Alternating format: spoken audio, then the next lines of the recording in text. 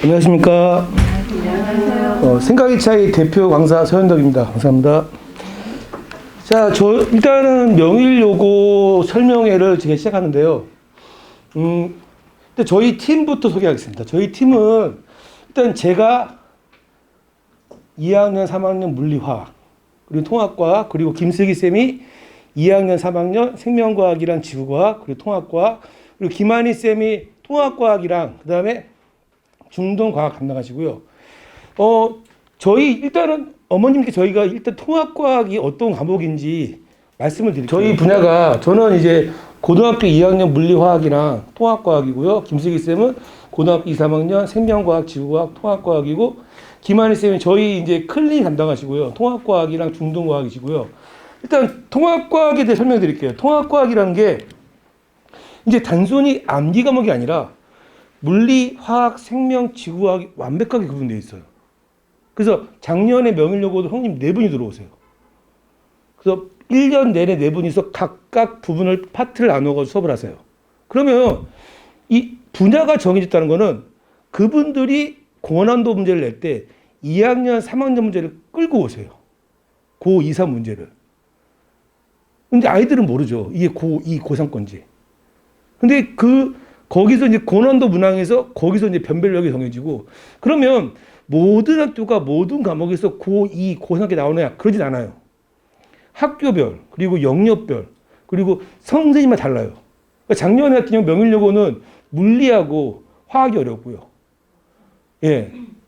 그리고 한영, 광문 다 달라요. 그러니까 이런 정보가 꼭 알고 있어야 왜냐하면 통합과학이라는 게 명일요고 같은 경우는요, 한 문제 거의 1점, 2점 차로 등급이 달라요.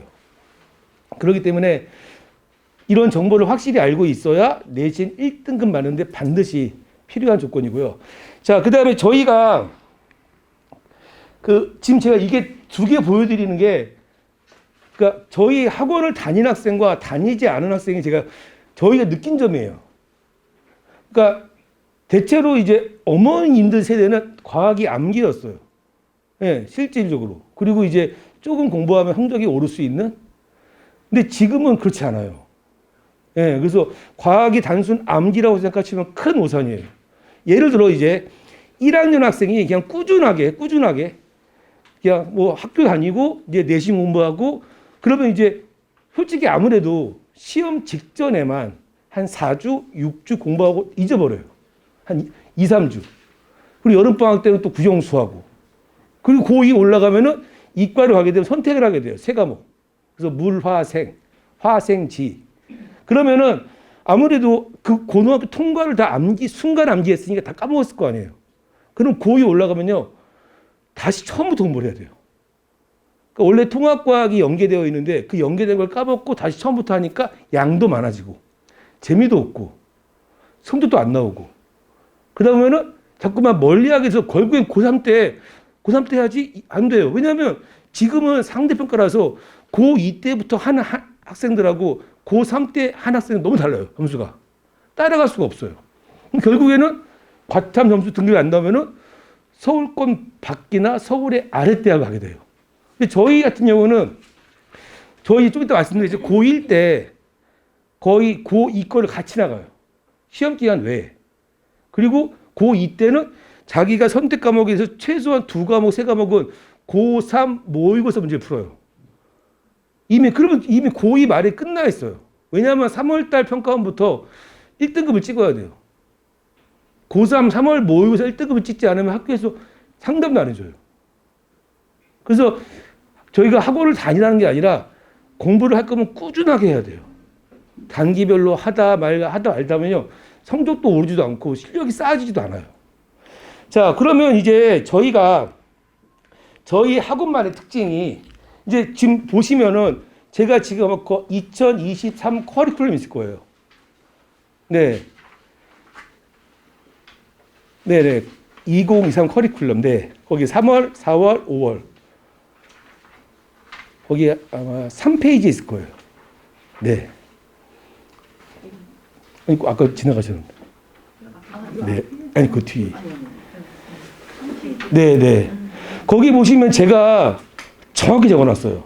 시험 대비 선행, 그리고 시험 대비, 그리고 선행하는 파트도 정해놨어요. 이게 어떤 건냐면요. 고등학교 2학년 선행이면서 통과 범위랑 겹치는 데예요. 그러니까 예를 들면은 지금 3월달 2주를 제가 고등학교 2학년 물리를 해요. 그럼 통합과학의 자율학학이 나와요. 계속 이어지게 해놨어요. 네.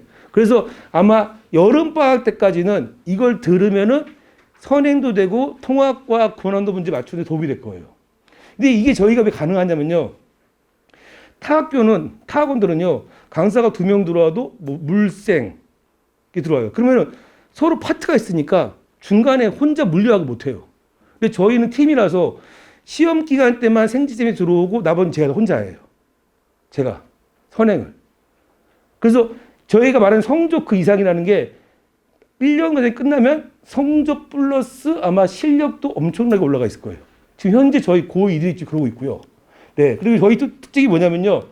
두 번째가 이제 저도 그렇고 저희랑 같이 들어가는 김슬기 쌤도 그렇고 저희가 고등학교 2, 3학년 물화 생지 다 해요. 이게 어떤 차이냐면요. 통합과학이 작년 명일여고도 거의 1.0.5 차이로 등급이 달렸어요. 저희 학생도 전교 8등인가 1등급이 아닌데 9등보다 1점인가 높았어요. 한 문제가 등급이에요. 너무 달라요, 등급이. 2등급, 3등급, 1등급이. 그러면 한 문제 더 맞추는데 그 한 문제가 되게 예민한 과목별로 저희가 2학년을 가르치지 않으면 알 수 없어요, 절대로. 그러니까 통과 전문쌤이 아니라 2학년, 3학년 쌤이 통과를 가르쳐야 돼요, 무조건. 근데 저희는 그게 가능해요. 그게 저희가 다른 학원과 확실히 다른 점이에요. 자신할 수 있고요. 그 다음에 마지막 저희 팀이 8년 차예요. 8년 차예요. 이 팀을 짠 게. 그러면 무수히 많은 변화가 있어요. 가령 작년 같은 경우는 한영고는 물리쌤 빠지고요. 명일여고는 이제 갑자기 막 예를 들어 올해 어떤 쌤이 임신을 했어요. 그럼 그 임신한 쌤 대신 기간제 쌤이 오세요. 근데 그 쌤이 아주 초보거나 아니면 아주 문제를 어렵게 내시는 분이면요. 대처를 해야 돼요. 저희 같은 경우는 파이널 교재가, 자체 교재가 거의 마지막에 나와요. 그게 범위도 모르고 그리고 이 쌤이 어떤 특징이고 뭘 수업하는지 몰라요. 이거에 대해 확실하게 파악이 돼 있어야 돼요. 저희는 4주 전에 나오는 이유가 시험 범위가 확정되고 내용이 확정되고 어떤 쌤 특징이 다 파악이 되고 저희가 만드는 자료를 다 취합해가지고 바로 만들어요. 그러니까 저희는 아까 말씀드린 성적 그 이상 그리고 전문성 그리고 유연함 이 세 가지가 저희만의 따르거나 차별할 수 저희만의 특징이고요. 그리고 여기 보시면 명일여고가 교과서가 천재예요. 예, 좀 어려워요. 천재 출판사가 하이탑의 모델이에요. 예, 그리고 저희 학원에 지금 명일여고 작년 3명, 4명이었는데 1명은 문과 같고요. 3명 중에 2명 1등급이에요. 예, 그리고 저희 애들을 만족하고 있고요. 그리고 지금 이게 보시면, 어머니도 보시면 그 문제 다 나와 있어요. 저희 제 편집한 건데. 네, 기출이죠. 네네네. 거기 보시면, 제가 지금 보시면 물리가 7문항인데 서술형이 2문항이죠. 제가 여기다 뭐죠? 고난도죠. 이게 어머니, 이 교과, 이게 어머니, 이게 이식을 써야 돼요. 또 거기 보시면 2번에 보시면 시간에 따른 거리비 있죠. 거리. 이식을 써야 돼요. 여기다 2초, 3초 대입하면 거리가 4, 9 나와요. 이 식이 통합과학에는 그것은 없어요. 이게 선행이라고 보시면 돼요. 물리가 대다수 이런 문제가 많아요. 그래서 아마 학원을 안 다니더라도 따로 교재 사가지고 공부를 하는 게 이거 한 문제가 보면 1등급이에요. 명일여고 작년에 이때 한 개인가 그게 1등이었어요. 한 개 틀린 애가. 네. 물리 좀 어려워요, 어머니. 그리고 그 밑에 보시면 이제 이게 화학이에요. 근데 화학도 보시면 이게 이제 주기표인데 주기표가 막 이렇게 쓰잖아요.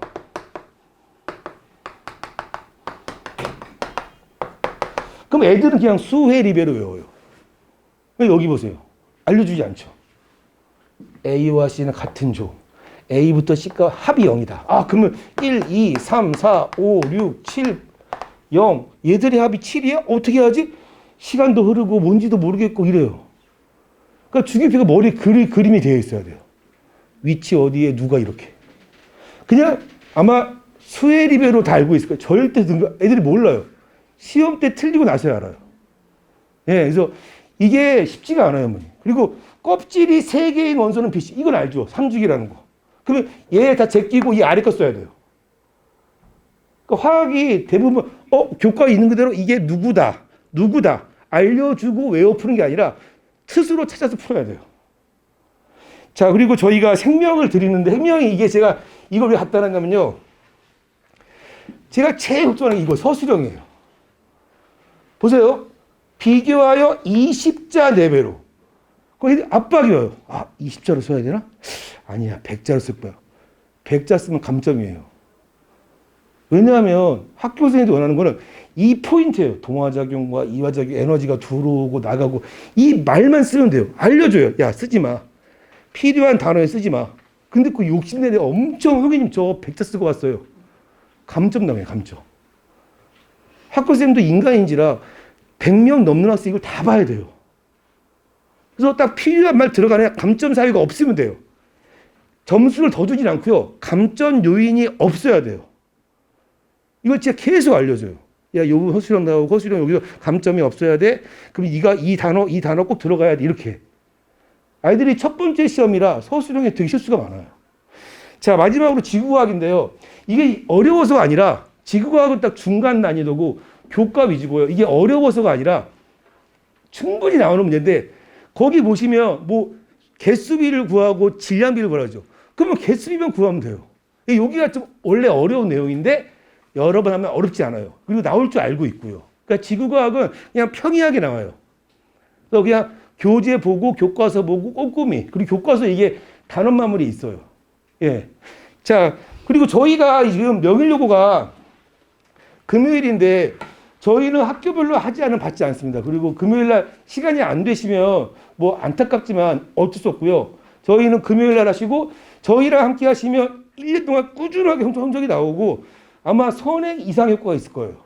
그거는 제가 장담합니다. 왜냐하면 저희 1학년 애들이 거의 100%가 다 올라갔어요. 2학년으로. 저희랑 같이. 중간에 나가지도 않고요.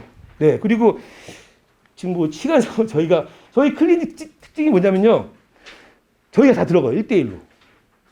수업 특히 전에. 1시간 전에 많이 하고요. 근데 이게 테스트를 봤는데 공부를 안 했다. 그럼 공부를 시키면 되고요. 이해가 안 된다. 그러면 저희 따로 또 불러요. 제가 지금 이게 보장하는데 제가 이번 겨울에 저랑 12주 한 학생이 제가 모아놓은 거예요. 보시면 제가 이게 매주 문제 하나하나 다 적었어요. 앞에 보이시잖아요. 틀린 거, 개념, 적용, 이해, 추론, 그리고 제 코멘트까지 이게 다 있어요. 12주차가. 이게 하나의 지금 책이에요, 제가. 이게 왜 좋으냐면요. 아이들이 저랑 이게 12주를 보내고 자기가 1단원에 뭘 틀렸다, 뭐가 약하다 다 알고 있어요. 시험지랑 같이 내가 여기 이게 약했지 저도 알고 있고요. 그럼 저희는 아이 가르칠 때 마지막에 야 얘가 여기 주기표 암기가 안 돼 있어. 잘 안 해요. 계속 확인해요. 그 부분을. 그리고 문제를 다 달리죠. 학생마다. 마지막에는. 아이들 맞춰가지고. 저희는 그것만큼 자신하고요. 저희 애들이 형이 잘 나오는 이유가 학생별로 다 다르게 해줘요. 클리닉 때. 그리고 이제 끝까지 데리고 있고요. 자, 저희가 이제 어머님들하고도 물론 제가 매주 카톡을 보내드려요. 그러니까 점수를 뭐 몇 점 이게 의미가 없잖아요. 무슨 문제 뭐 틀렸고 여기가 약해요. 다 이렇게 드려요. 여기 보시면 제가 이렇게 정확히 문제랑 같이 이렇게 문항 정보를 드려요. 이렇게. 그래서 단원별로 문제 내용별로 점수가 아니라 뭘 틀렸는지 정확히 보여드려요. 네, 이거는 매주 제가 어머니께 PDF로 드려요. 카톡으로. 자, 저희가 뭐 이렇고요. 저희 지금 시간상 너무 짧게 빨리 끝내서 죄송하고요. 일단 보내주시면 열심히 하겠습니다. 네, 감사합니다.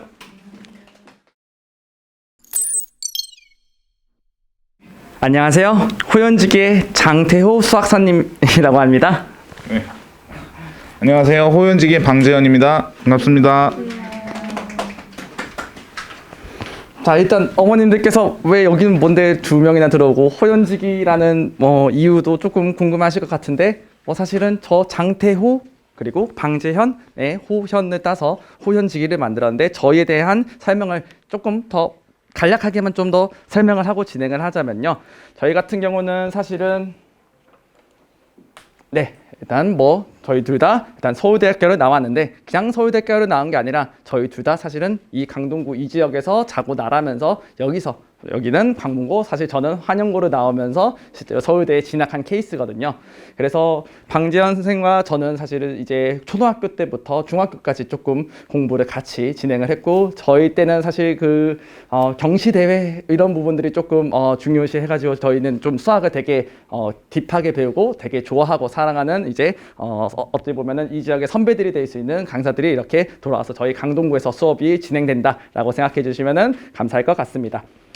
자, 그래서 일단 어머님들께서 이제 가장 궁금해하실 점 같은 경우는 결국에는 명일여고 최근 어떠한 뭐 학교의 시험의 특징이라든가 뭐 또는 이제 학교에서 결국 3년 동안 수학을 어떻게 진행을 하는지 이런 부분들에 대해서 가장 걱정이실 것 같은데, 그래서 지금 저희 명일여자고등학교 작년 편제표를 조금 보여드리면서 설명을 드려볼까 합니다. 지금 보시면은 뭐 학교 지정 수학 편제 3학년 선택 과목이라고 보이는데 전혀 안 보이시죠? 그래서 저희가 이 부분을 조금 정리를 해서 띄워드리자면은, 일단 올해 명일여고 같은 경우는 작년이랑 크게 변함없이 200명 초반대의 어떤 입학생 수가 예상이 되고 있으며, 그리고 1학년 1학기 때 뭐 수학상 여기 오타가 있네요. 죄송합니다. 1학년 2학기 같은 경우는 수학하, 뭐 그다음에 2학년 1학기, 2학년 2학기 뭐 수원, 수투까지는 다 학교에서 지정을 해서 모든 학생들이 반드시 해야 되는 4단위 과목 수업이라고 생각을 해주시면 될 것 같고요.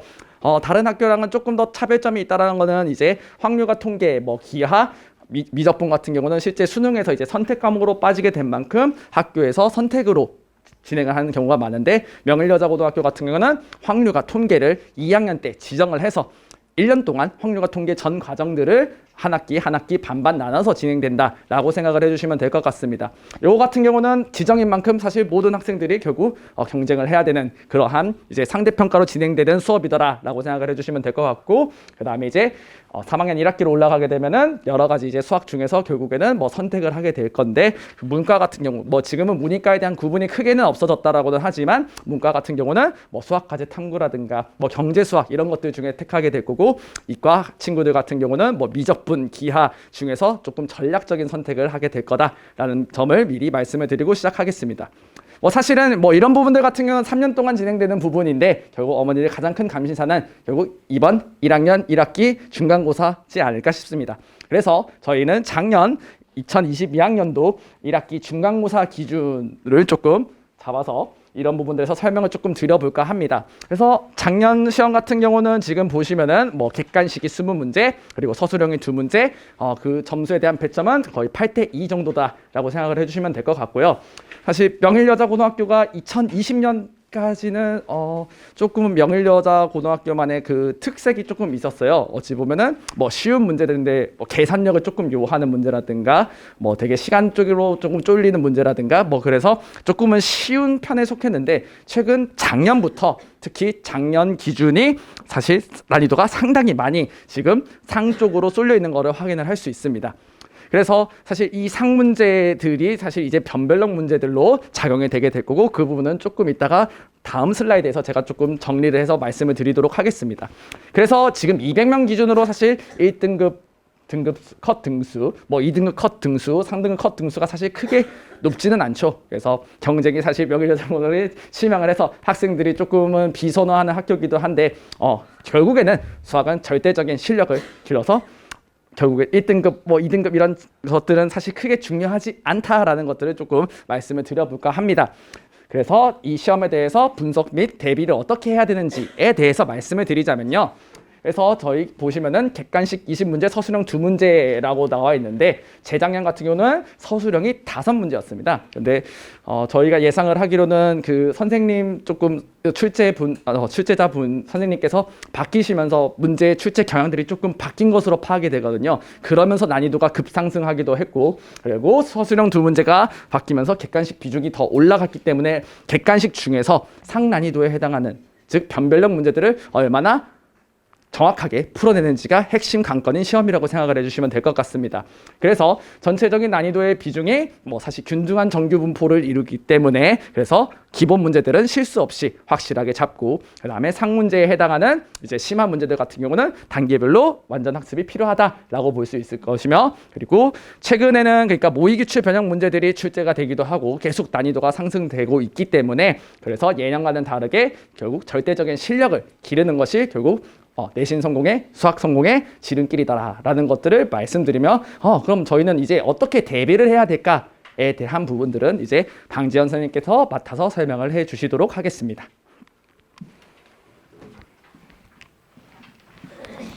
네, 안녕하세요.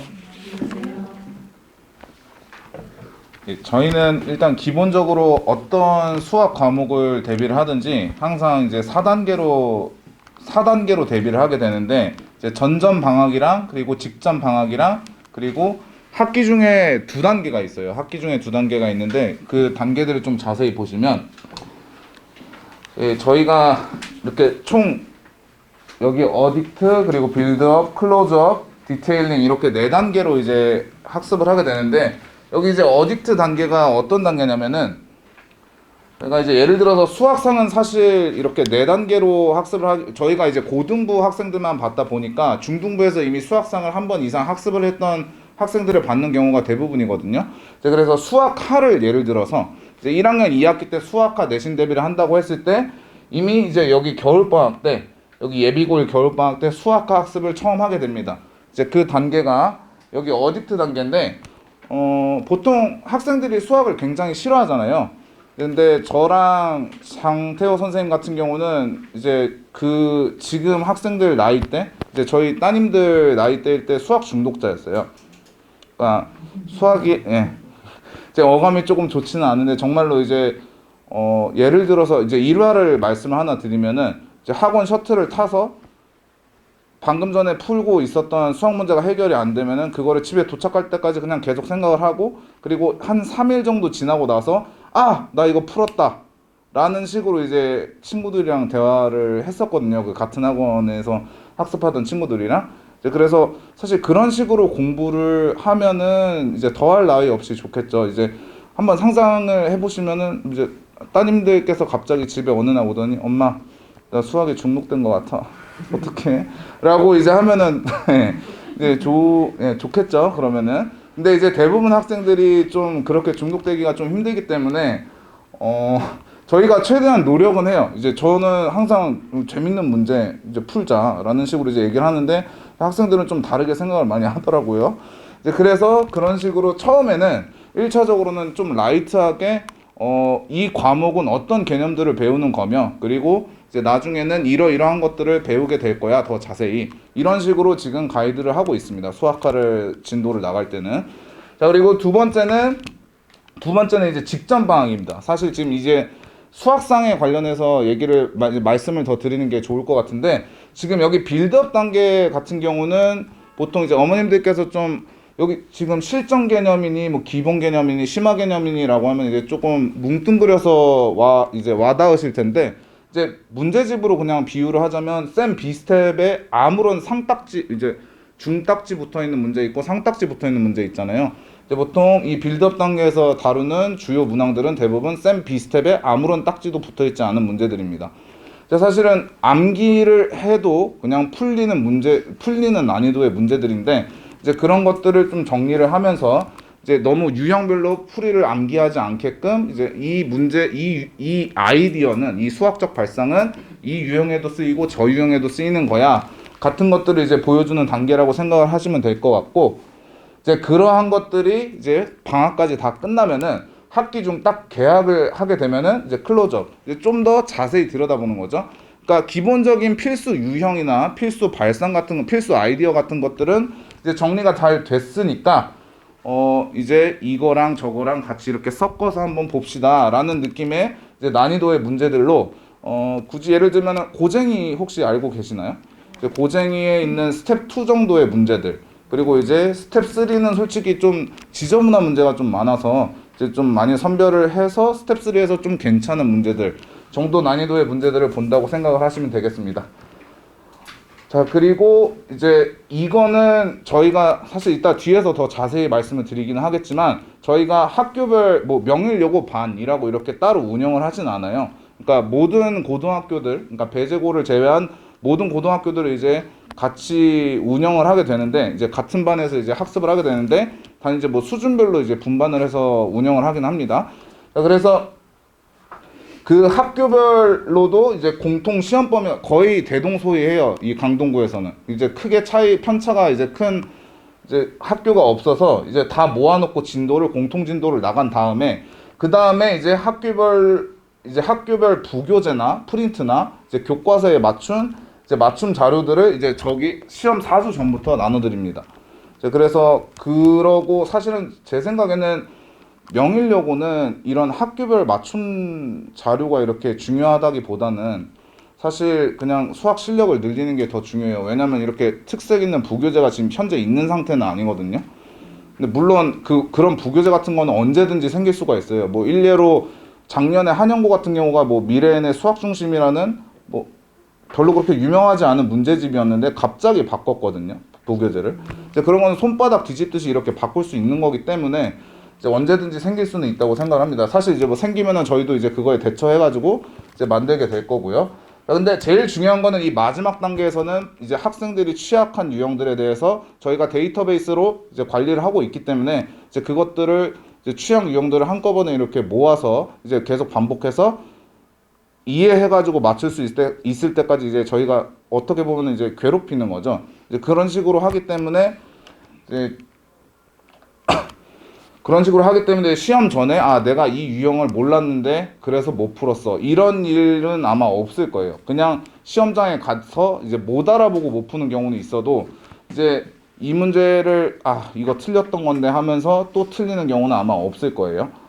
자, 그리고 저희 수업 특징들이 이제 여러 개가 있는데 그 중에 이제 좀 중요한 것들만 빠르게 이제 말씀을 드리면은 방금 말씀드렸듯이 취약 유형 같은 거를 저희가 이제 따로 이렇게 머리에 기억을 하고 있는 게 아니라 이제 컴퓨터에 프로그램을 사용해 가지고 기록을 하고 있습니다. 그래서 이제 그런 학생별로 이제 개인별로 이제 취약한 유형들이 다 무엇인지 알고 있고 이제 아까 말씀드렸듯이 반복적인 학습을 통해서 이제 취약 유형을 없애는 방향으로 이제 학습을 시키고 있고 그리고 저희가 이제 방학 때 하루 종일 이제 학생들과 같이 학습을 하면서 이제 저희 2명이서 이제 학생 하나하나를 이렇게 개별적으로 많이 추적을 하고 있어요. 그러니까 수업 시간에도 이제 한 명 한 명 표정을 보면서 얘가 지금 정신은 다른 데가 있구나라고 하면 이제 점심 먹으면서 같이 오늘 누구누구가 정신이 나가 있던데 이런 식으로 이제 공유를 항상 해요. 모든 학생을.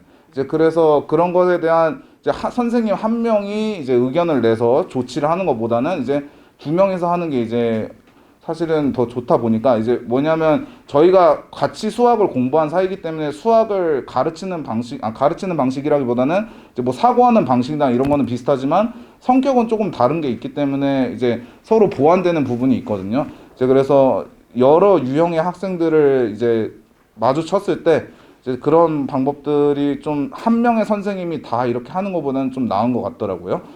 자, 그리고 학기 중에 저희가 이제 이거는 원래 하지는 않았던 거였는데 방학 때도 하지 않고 이제 학기 중에는 이 1대1 서술형 첨삭을 하려고 합니다. 이제 뒤에서 설명할 체크 클래스에서 이제 진행을 하게 될 건데 이제 선별된 서술형 문항들을 가지고 와서 교재로 이제 불출한 다음에 뭐 몇 월 며칠까지 여기까지 풀어 오세요 해가지고 대면 첨삭을 항상 해줄 겁니다. 그래서 사실은 이제 일정 수준 이상의 그 답안 작성이 가능한 학생들은 도움을 많이 받겠지만 이제 그렇지 않은 학생들은 이제 아예 답안 작성 자체가 안 되는 학생들은 아마 이제 저희가 그 문제를 풀어주면서 이제 봐주는 형식으로 이제 진행이 될 것 같고. 그리고 다시 한번 강조해서 말씀드리자면 저희는 통합반으로 운영을 하지만 학교별로 맞춤 대비 자료가 항상 제작이 됩니다. 그거를 좀 참고를 해주시면 좋겠고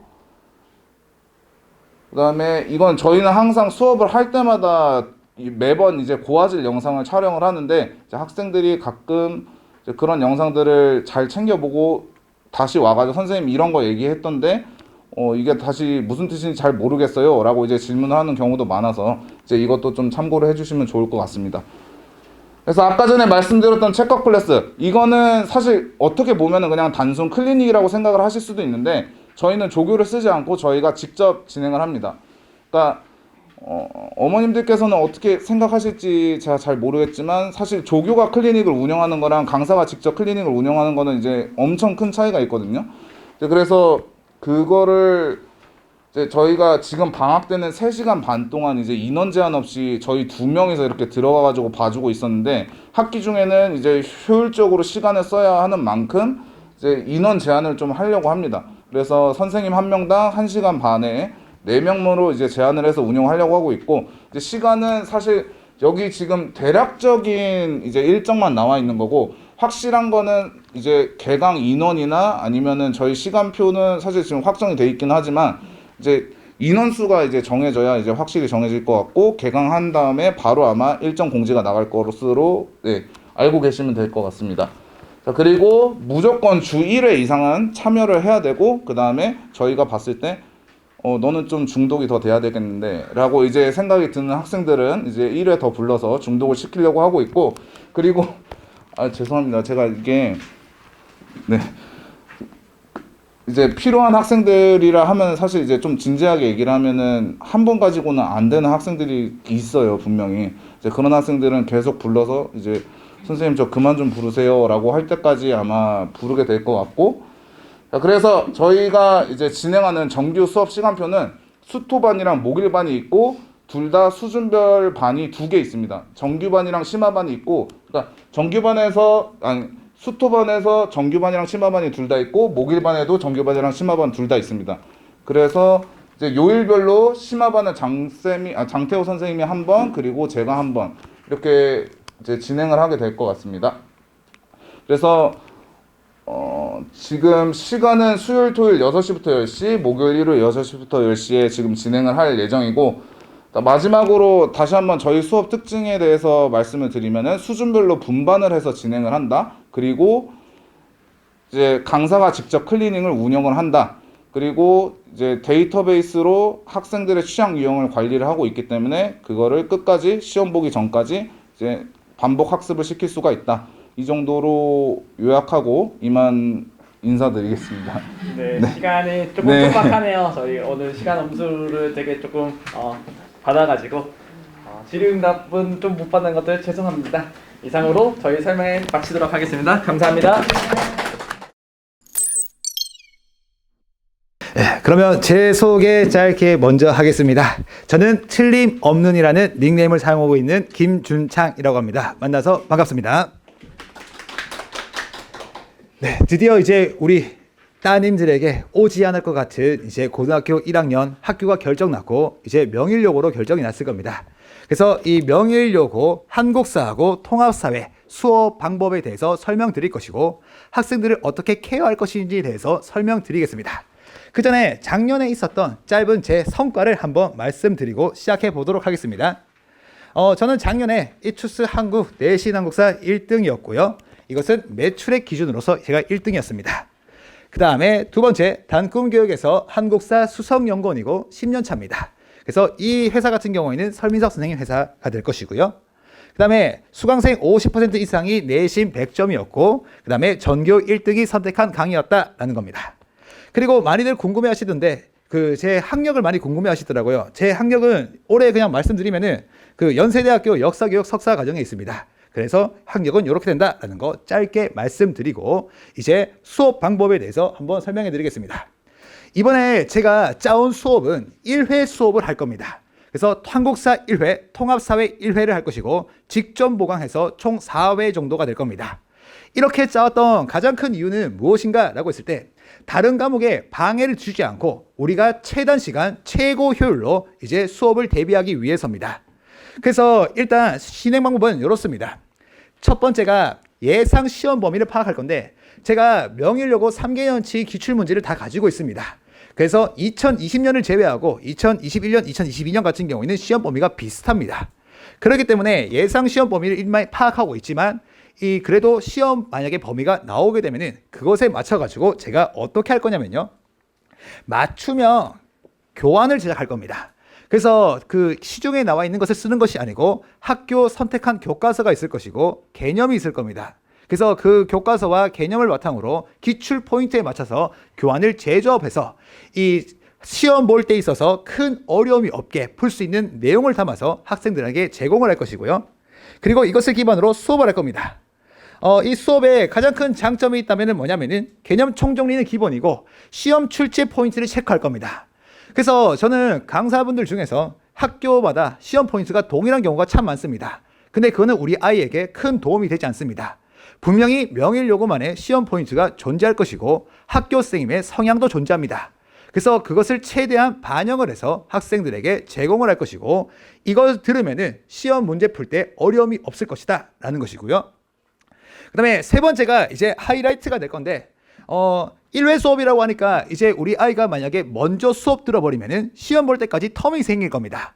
그 텀은 어떻게 할 것입니까? 라고 한다면은 이겁니다. 수업 후 주 1회 학교 진도별 예상 문제를 제가 제공할 겁니다. 그리고 그 문제를 풀어오면은 피드백을 줄 것이고 그리고 이 세부적인 내용은 뒤에서 한 번 더 나오게 되겠지만 이 관리의 중요성은 왜 생겼냐면은 요거에 대해서 말씀드릴게요. 일단 저희가 3월 17일 날 금요일부터입니다. 그래서 금토 이렇게 해가지고 한 주씩 해서 5개의 학교가 1회씩 수업이 진행이 될 겁니다. 그러면 어떤 문제가 있느냐? 선생님 저희 학교 3월 17일 날 했습니다 라고 하면은 기말고사까지 시간이 많을 겁니다. 근데 먼저 선택할 경우에는 매주 케어를 더 많이 받을 수 있다는 장점이 있을 수 있다라는 거 요거고요. 두 번째, 시험 범위가 변동할 수 있습니다. 작년에도 그랬고 재작년에도 그랬고 명일요고 선생님들이 시험 범위를 처음에는 넓게 잡아놔요. 그러다 갑자기 줄이는 경우가 한 번씩 있습니다. 근데 어떠하는 잡아놨다가 조금 더 나가는 경우도 있거든요. 그래서 보통은 벗어나지 않을 겁니다. 벗어나지 않을 건데 혹시나 정해진 예상 범위에서 벗어난다라고 하면은 이 방법에 대해서는 제 논의 중에 있는데 제가 생각하는 방법은 첫 번째가 영상으로 보는 것이 있을 것이고 무료로 보는 거고 두 번째 같은 경우에는 줌을 통해서 10시 이후에 학생들하고 만나는 방법도 고안 중이고 그리고 여력이 되고 학생들하고 스케줄 조정이 되면은 학생들하고 다 합의가 이루어져야 되겠죠. 이루어지면은 현장에서 잠깐 더 보는 방법도 생각 중에 있습니다. 그래서 요거에 대해서는 제가 추후에 상황에 따라서 학생들하고 이야기를 해서 조율을 하도록 하겠습니다. 자, 그러면 이제 우리가 한국사하고 통합사회에 대해서 놀라운 사실을 하나 말씀드리려고 하는데 우리가 절대로 간과해서는 안 되는 사실이 있거든요. 무엇이냐라고 했을 때 봐요. 자, 국어가 있을 것이고 영어가 있을 것이고 수학이 있을 겁니다. 사실 국영수가 통합사회 한국사보다 중요한 거 맞습니다. 그 가장 큰 이유가 뭐냐면요. 여기에 있는데 봐요. 국어, 영어, 수학 같은 경우에는 고1 때 배운 내용을 기반으로 2학년 이어집니다. 그리고 또다시 3학년으로 간단 말이에요. 그래서 이것은 앞으로 미래가 있는 과목이기 때문에 조금 중요하게 느끼는 거 당연한 말입니다. 근데 만약에 내신 성적을 잘 받아서 이 내신 성적으로 대학교를 가려고 한다면 조금 달라지는 부분이 있습니다. 왜 달라지느냐라고 했을 때는 학 과목별 고1 내신 성적에서 차지하는 비중 때문입니다. 그래서 이 비중 같은 경우에는 수업 시수에 따라서 할당이 이루어지거든요. 그러면 이 수업 시수는 어떻게 됩니까? 라고 했을 때 이렇게 됩니다. 국어 8시간입니다. 수학 8시간, 영어도 8시간이고요. 통합사회 8시간이고 한국사 6시간입니다. 그래서 사실 국영수 잘 받으면 좋습니다. 하지만 만약에 고1 내신 챙기려면은 요 두 가지만 합치면 뭐가 되느냐? 무려 14시수가 됩니다. 그래서 이 14시수를 관과했다가는 1학년 성적에서는 조금 타격을 받을 수 있다는 거. 그래서 챙긴다면은 한국사하고 통합사회도 신경 써야 됩니다. 근데 제가 이 학원에서 오랫동안 있으면서 이 강동구 주변의 학원들을 많이 다녀봤어요. 그냥 한번 쓱 봅니다. 학생들이 공부하는 거. 근데 모든 학교 학원들의 스케줄을 보면은 국영수 클리닉이 진짜 많이 발달되어 있습니다. 그래서 이 수업은 일주일에 뭐 2번입니다 라고 하지만 상시적으로 와서 클리닉 듣고 가세요. 와서 잡아둡니다. 그러다 보니까 제가 이 한국사랑 통합사회를 갖다가 국어, 영어, 수학처럼 딱 잡아놓으면은 스케줄이 맞지 않아서 오지 못하는 경우가 참 많았습니다. 그래서 어떻게 하면 학생들에게 효율적으로 가르칠까라고 했을 때 제가 작년에 직전보강 1회 수업을 한다고 하니까 정규반에서는 이제 10몇 명밖에 안 됐지만 이 직전보강 한다고 하니까 특정학교는 막 70명, 80명 배제금 와버리고 그리고 나서 또 다음에 되니까 또 온다는 거예요. 그러면 여기서 검증된 것은 무엇이냐? 이 한 번 수업이 진짜 도움이 되었고 퀄리티가 있다라는 겁니다. 에이 한 번 들어가지고 뭘 하겠느냐라고 생각하겠지만 차원이 다른 것일 거고 이것은 시험 대비할 때 무조건 도움이 될 겁니다. 그리고 이 통합사회하고 한국사 생각보다 되게 어렵습니다. 제가 제일 많이 듣는 말이 뭐냐, 처음에 우리 아이는요 중학교 때 사회 좀 했습니다, 역사 좀 했습니다. 맞아요, 진짜 맞거든요. 근데 제가 그 친구들이 1학년 1학기 중간고사 때 충격을 먹는 모습을 정말 많이 봤습니다. 왜 충격을 먹었느냐, 살면서 처음 받아보는 점수라는 거예요. 왜? 실제로 문제가 까다롭고 어려우니까. 명의여고 같은 경우에는 교과서 표현인데 문장을 살짝 바꾸는 경우가 많습니다. 그래서 교과서 문장을 그대로 내는 학교가 있다면 명의여고는 교과서 문장이 있으며 그걸 선생님 나름대로 표현을 바꿔버립니다. 그래서 단순 암기로서 통하지 않는 포인트가 분명히 존재한다는 거예요. 그렇죠? 그래서 보면은 이 통합사회 같은 경우에는 자료 해석 능력을 요구할 겁니다. 그래서 어찌 보면은 이거는 국어적인 능력을 요구한다고 할 수 있겠지만 국어적인 능력 같은 경우에는 그냥 줄글 같은 경우에는 국어를 잘하면은 잘 볼 수 있을 겁니다. 근데 조금 통합사회는 다른 부분이 뭐냐면은 그래프가 분명히 나올 겁니다. 그래서 지리 파트에서도 우리 막 기후 그래프를 딱 보고 난 뒤에 기후 딱 유추해내는 것이고, 그 다음에 뭐 그래프 여러 가지가 있을 겁니다. 그래서 막 시기, 그 다음에 상황, 이런 거에 따라서 첫 번째 1학년 1학기 중간고사에서 정말 어려워하는 것은 학생들의 단순 암기가 안 통하는 사례를 바탕으로 문제 푸는 문제인데, 그게 바로 통합적 관점의 이해라는 것이 있습니다. 그래서 사례를 읽고 이것이 시간적 관점이냐 공간적 관점이냐 이런 걸 많이 물어볼 거예요. 그러면 이러한 경우에 진짜 보면은 처음 문제 나왔을 때는 그냥 주요 키워드, 시간적 관점의 키워드는 시대적 배경입니다. 이러한 문제가 나왔다면은 시간이 지나면서 문제는 진화할 것이고 학교 선생님도 진화를 합니다. 그에 따라 가지고 학생들이 분명히 이 키워드 보면은 이거라고 생각하겠지라는 것을 한 번 더 꼬는 경우가 분명히 있어요. 그래서 이 자료 해석 능력을 요구한다는 것은 이제 우리가 추후에 저랑 같이 예상 문제도 좀 풀어보면서 이 케어가 좀 필요한 부분입니다. 그래서 암기는 아마 잘하는 친구들이 정말 많을 건데, 제가 이번에도 대치동하고 그 다음에 여기하고 해서 한 400명이 넘는 친구들을 예비 고1 수업을 했습니다. 그때 자료 해석 능력이 뛰어난 친구 분명히 있습니다. 근데 극소수입니다. 근데 그것이 잘못된 것이 아니고 그 잘하는 친구가 똑똑하고 그 다음에 못하는 친구가 덜 똑똑해서가 문제가 아니에요. 우리가 중학교 때 우리에게 요구했던 것은 사실 암기였다는 거예요. 근데 고등학교 때는 사고력을 요구하기 때문에 익숙치 않아서 그런 겁니다. 그래서 그 익숙하기 위해서는 우리가 좀 들어보고 미리 한번 풀어봐야 된다는 거예요. 그래서 첫 번째 중간고사 문제 하기 전에 이런 경우가 참 많습니다. 명의여고 같은 경우에는 중간고사 2, 3주 전에 홈페이지에 기출문제가 공개되고 그전에는 안 될 거예요. 그러면 그 시기 때 우리가 봐야 되는데 학생들 다른 과목 한다고 안 봅니다. 뭐 역사 뭐 있겠어? 최근 거 2022년 거만 보면 되겠지. 뭐 이런 식으로 들어가요. 그러고 나서 막상 문제 풀어보잖아요. 상상 초월입니다. 상상 초월. 그래서 실제로 작년에 제가 명의여고 친구 가르쳤는데 1학년 1학기 중간고사 만점 바로 나왔죠. 근데 그 친구가 이제 관과한 거예요. 와, 이제 뭐 한국사 됐으니까, 사회 됐으니까 이제 뭐 하자? 다른 과목 좀 해야지 라고 했는데 그 다음에 갑자기 이제 애가 갑자기 1개 틀려오는 거예요. 그 다음에는 다 2개 틀리더라고요. 그래서 제가 왜 그러냐라고 해서 한번 물어봤습니다. 물어보니까 그냥 한국사랑 통합사회 그냥 뭐 암기 과목이라 생각했는데 뒤로 갈수록 어려운 파트들이거든요. 그래서 그 어려운 파트들에서 전부 다 나가는데, 봐요. 첫 번째에서 1학기 중간고사 안 나갔는데 기말고사부터 나가는 이유가 이 통합사회 같은 경우에는 이제 뭐 헌법이랄지 아니면은 뭐 경제, 그 다음에 그 사상 이런 부분이 들어가기 때문에 떨어질 수밖에 없고요. 그 다음에 이 한국사 같은 경우에는 그 대단원 2 근현대사 부분이거든요. 이 부분 같은 경우에는 순서가 되게 세부적으로 물어볼 겁니다. 그래서 이러한 부분 때문에 학생들이 많이 어려워하고 실제로 성적이 많이 떨어질 겁니다. 됐죠? 하지만 이 또한 제가 다 수업을 하면서 포인트 잡을 것이고 반복 다 할 거고 하니까 이제 학생들은 이상한 다른 뭐 순서 외우기보다는 시험 포인트에 맞는 순서를 외우고 자료를 해석하는 능력을 키우면 될 것입니다. 자, 그러면 이제 제 관리의 장점이 될 것인데 이 장점에 대해서 한번 설명 한번 해드릴게요. 자, 첫 번째는 조교가 아닌 제가 직접 관리를 할 겁니다. 사실 제가 작년에 좀 많이 폭풍 성장을 하면서 개인 연구실도 차리고 저희 실장님도 계시고 그 다음에 조교쌤도 계십니다. 근데 제가 이번에 그 예비 고1 때 조교쌤을 갖다가 저 대치동 현장에 투입시키니까 문제점이 있더라고요. 그 조교 친구는 저보다 못합니다. 그래서 같은 시간을 내서 왔지만 그 정확한 케어를 못 받기 때문에 학생들 같은 경우에는 제가 직접 케어를 할 겁니다. 그래서 1대1로 관리를 할 것이고, 이때 그 카톡이나 문자로 무려 24시간입니다. 그래서 24시간에 언제든지 저한테 모르는 것이 있으면 질문을 하면 제가 받아드릴 겁니다. 그래서 막 10시, 막 11시 되면은 학생들이 죄송한데요 라고 와요. 죄송하지도 않고 그냥 보내면 됩니다. 1시, 2시 보내면은 제가 자서 못 보잖아요.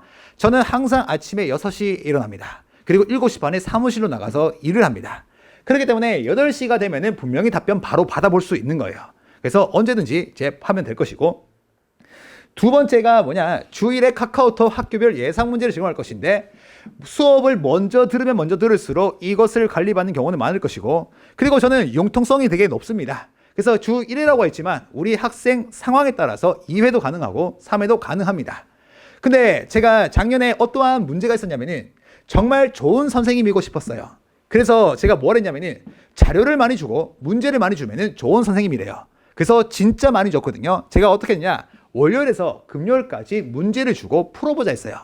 그러면 그 문제 같은 경우에는 제 입장에서는 하루에 10분, 최대 15분이면 풀 수 있겠다라고 생각을 했고, 그래서 저는 실제로 제 삶이 5분 단위, 10분 단위도 다 계획적으로 세우는 스타일이거든요. 그래서 학생들도 쉬는 시간에 그냥 풀면 되는 거 아니야? 그리고 뭐 자기 전에 풀면 되는 거 아니야? 이렇게 생각했는데 우리 학생들에게는 조금 어려웠던 겁니다. 그래서 어떻게 쓰냐면은 월요일에서 금요일날 보냈잖아요. 이거를 완벽하게 소화한 친구 사실 0명입니다. 보통 최고 베스트가 하루 이틀 늦는 경우. 근데 어떠한 부작용이 있었냐면은 일주일 동안 못 보낸 친구가 분명히 있어요. 학교 활동 때문에요, 뭐 가치 때문에요.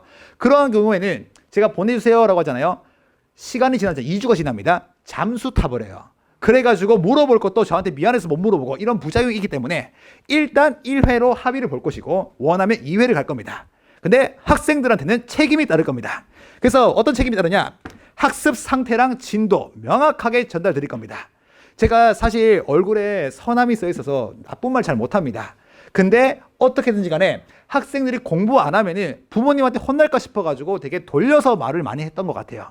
근데 진짜 공부를 안 한다, 어머니 공부해야 됩니다 라고 명확하게 말씀드리겠습니다. 명확하게 말씀드리고, 그리고 진도, 지금은 요 진도에 대한 문제가 나갔습니다. 테스트 결과도 나갈 건데요. 지금 여기 명일여고 학생들 전체 평균에다가 우리 학생은 몇 개를 맞았습니다 까지 보낼 거예요. 이 횟수가 늘어나면 늘어날수록 학생들한테는 그만큼의 책임이 따른다는 거, 요거 이제 있다는 것이고, 그 다음에 테스트 결과에 따라서 맞춤형 보충 문제를 제공할 겁니다. 그래서 여기서 말하는 맞춤형 보충 문제는 학교마다 우리 학생들이 어려워하는 포인트들이 있습니다. 그래서 풀었는데 틀렸다 그러면 제가 예상 문제 맞춤으로 약한 부분만 따로 또 보내가지고 케어를 할 것이고, 참고로 이 부분 같은 경우에는 뭐다, 그 따로 문자가 가지 않습니다. 왜냐하면 학생들한테도 뭔가 기회를 줄 겁니다. 열심히 할 수 있는 기회, 동기부여를 하기 위해서 체크할 것이고요. 자, 그러면 이제 개강 일정은 어떻게 됩니까? 라는 것인데, 개강 일정은 이렇습니다. 3월 17일부터 이제 매주 금토 2회를 갈 겁니다. 금요일은 통합사회를 할 것이고, 토요일은 한국사를 할 겁니다. 그러면 어떤 문제가 있냐면은, 선생님, 저 금요일에는요, 다른 과목 때문에 안 되고 토요일만 됩니다. 그럴 경우에는 이 수업은 패키지이기 때문에 영상으로서 보는 것으로 합의가 끝났습니다. 그래서 영상으로 볼 것이고, 영상으로 본다고 해서 손해는 없습니다. 왜냐하면 제가 학생들을 다 케어하고 관리할 거기 때문입니다. 그래서 이번에 마찬가지로 다른 학교도 그렇지만 저를 최대한 이용해서 혹시나 수행평가하다가 모르는 부분이 있으면 저한테 물어보시면 됩니다. 단 수행평가 1부터 10까지 다 해주세요는 제가 정중히 사양을 하도록 하겠습니다. 자, 그 다음에 직전 보강 여부는요, 직전 보강하겠습니다. 다만 이 시험 과목 일정에 따라서 변동 가능하다고 하는데, 이게 보통 어떤 케이스가 대표적이냐면요, 이런 겁니다. 토요일, 일요일, 월요일입니다. 월요일. 그래서 이 월요일의 시험 같은 경우에는 무조건 일요일에 하겠습니다는 아닙니다. 이런 경우에는 금요일이 될 수도 있고 토요일이 될 수도 있고 일요일이 될 수 있다는 거, 요거는 이제 변동 가능한 거 미리 말씀드립니다. 한 번씩 보면은 시험 무조건 전날에 원하시는 분들이 있는데, 이거는 제가 미리 안내를 드리도록 하겠습니다. 그래서 시험 범위는 고1 내신 통합사회 한국사 1학기 중간고사 범위에 해당하는 것이고, 이것은 오직 명일요고만을 위한 교환과 그 다음에 수업이 될 겁니다. 그리고 이제 교재도 자체 교환을 제공하도록 하겠습니다. 그래서 이번에 이제 명일여고 첫 번째 시험을 우리가 맞이하게 되었습니다. 학생들한테 가장 걱정되는 것이 무엇이냐라고 물으니까 성적이 가장 걱정된다고 합니다. 그 이유는 지금 살면서 우리 학생들은 가장 많은 양의 공부를 하고 있고 가장 많이 신경을 쓰고 있을 겁니다. 왜? 고등학교 공부는 중요하니까. 그러한 친구들에게 할 수 있다는 용기를 불어넣어 주시고 독려만 해주시면은 통합사회 한국사 제가 최단 시간 최고 효율의 강의로서 학생들이 14시간에 해당하는 성적을 따는데 큰 무리가 없도록 케어를 하도록 하겠습니다. 그러면 본 강의에서 뵙겠습니다. 지금까지 틀림없는 통합사회 한국사 김주창이었습니다. 감사합니다. 80점 이상 혹은 1등급 이상을 받는 학생들의 점수가 몇 점일까 혹은 몇 명이나 있을까에 대한 게 점수 분포도고요. 두 번째가 명일영어, 영어, 출제 유형 및 특징이겠습니다. 다음, 자, 내가 이렇게 점수가 나오고 혹은 점수를 따기 위해서 자, 여러분들 앞에 있는 정도현이라는 사람이 어떻게 내신을 준비시켜 줄 것인가에 대한 내용을 놓도록 하겠습니다. 오케이, 이거 안 되겠다. 자, 근데 어머님, 그 분포 들어가기 전에 자, 유형을 먼저 말씀을 드리려고 해요. 자, 과연 어떻게 시험 점수가 나오길래 이런 분포도가 나오는 걸까? 제가 또 설명을 드릴 테니까요. 잠시만. 자, 먼저 유형 먼저 보겠습니다. 자, 제가 최소 3개년치 이상의 시험을 보고 왔는데 자, 기본적으로 문항수는 유동적입니다. 2020년에는요 26문항, 그리고 작년에는요 21문항까지 되게 유동적이고요.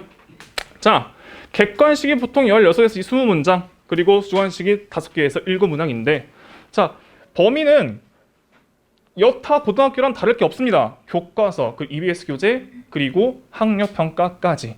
그런데 보통 고등학교에서 내신을 출제할 때 비율 자체가 보통 3대7 혹은 많으면 2대8까지도 갑니다. 그런데 명일영어는요, 교과서와 교과서의 외의 비율이 거의 4대6 혹은 반반까지 가기도 합니다. 그 말은 즉슨 무엇이냐? 자, 모의고사도 물론 중요하긴 하지만 교과서를 대비하는 것도 상당히 무게를 둬야 할 점이다라고 말씀을 드리고 싶어요. 자, 그리고 유형은 자, 이미 이제 슬하에 고등학교를 다니고 있는 자제분이 계시다면 다 알고 계실 수도 있는 내용이고, 영어 시험에 나올 수 있는 독해, 보통 RC라고 하죠. Reading Comprehension. 나올 수 있는 시험의 유형은 다음과 같습니다. 자, 여기서 이 이외의 건 안 나온다고 보시면 돼요. 제가 3개년 시험 다 보고 왔고요. 시험지 다 보고 왔고 문제 또 보여드릴 건데 자, 이 이외의 건 나오지 않습니다. 그런데 제가 거기 프린트에 체크한 내용 중에서 여기 킬러라고 적혀있는 내용이 있습니다. 그렇죠? 자, 시험 문제를 일단 보여드릴 텐데 이 킬러가 어떻게 킬러가 되는지도 보여드릴게요. 글의 순서, 의미, 일치불일치, 낱말했을 문장 삽입 다 그렇게 공부를 열심히 했다고 한다면 어려울 내용이 전혀 없어요. 자, 이렇게 제가 말씀드리면 뭐야? 선생이니까 강사니까 쉬운 거 아니야? 아, 정말 아닙니다. 시험 문제를 보여드릴 테니까 한번 확인을 해보실게요. 자, 이 긴 지문에서 어머님들 여기 있는 거 보실 필요 없습니다. 보실 필요 없어요. 선택지만 봐주실게요. 선택지만 보실게요. 자, 여기 있는 단어 중에서 중고등학생들이 모를 만한 단어는 전 솔직히 없다고 생각을 합니다. 전혀 없어요. 전혀 없고. 자, 그런데 하나만 더 체크를 해주시면 그 지문에 요 B에 있는 부분 혹시 보이시나요? wet 혹은 warm. 이게 지금 제가 타이핑한 내용이고 이게 실제 시험에 작년에 나왔던 내용이거든요. 자, 그런데 이 시험 문제가 나오기 전에 원래 문장, 원문이 뭐였는지 잠깐만 보시도록 하겠습니다. 자, 이게 원문이거든요. 원문일 때. 자, 아까 제가 이쪽 부분에만 좀 체크를 해달라고 말씀을 드렸었는데 아까 뭐였냐면 stay 다음에 wet 혹은 warm이었어요. 자, 학생도 있는데 자, 고등학생 혹은 중학생 공부를 열심히 했다는 것도 아니고 조금 중간에 있는 학생들조차도 자, wet과 warm을 모르는 사람은 없을 거예요. 그쵸? 그리고 요즘 광고에서 되게 많이 나오잖아요. moisturizing 이러면서. 자, 그러면 moist란 단어가 원래 문장이고 시험에 나온 게 wet과 warm을 골라내는 문장이라면 자, 당연히 정답 뭐겠어요? wet으로 들어가는 거겠죠. 자, 문장 하나 더 보겠습니다. 지우개가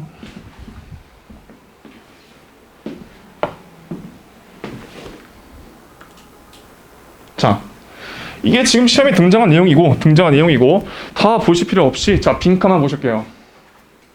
자 일단 체크하는 것 같이 정답은 2번인데 자 who you really are. 자 이 내용이 대체 원래 문장에서는 시험 범위에서는 어떻게 등장을 하느냐, 애들이 어떻게 배웠느냐를 보시면 자 여기 내용.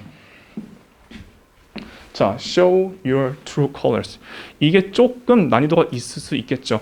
문맥을 이해하지 못하면 대체 이게 무슨 소린지, 이게 밖에 나왔을 때 어떻게 나올지 전혀 감을 잡을 수가 없을 거라 생각을 합니다. 자, 그 말은 즉슨 결론이 뭐냐? 명일요구는 시험 문장 자체가 그렇게 변형이 많지도 어렵지도 않습니다. 아까 what과 wham처럼요. 기본적인 어휘의 수준이 그렇게 막 엄청나게 높지 않습니다. 자, 대신에 아까 말씀드렸던 킬러 문장이 등급을 가리는 변수가 되겠습니다.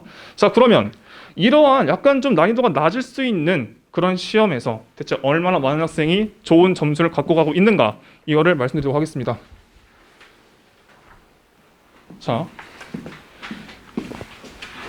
이건 실제 명일요구에서 사용하고 있는 성적 분포도예요. 성적 분포도인데 보시면 자, 제가 보여드릴 거 지금 여기 앞에 부분 빨간색 박스 2개입니다. 2개. 자, 어디만 보시냐?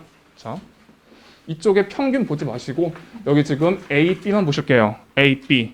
거기 지금 더해보면 41.1 더하기 몇이야? 30.7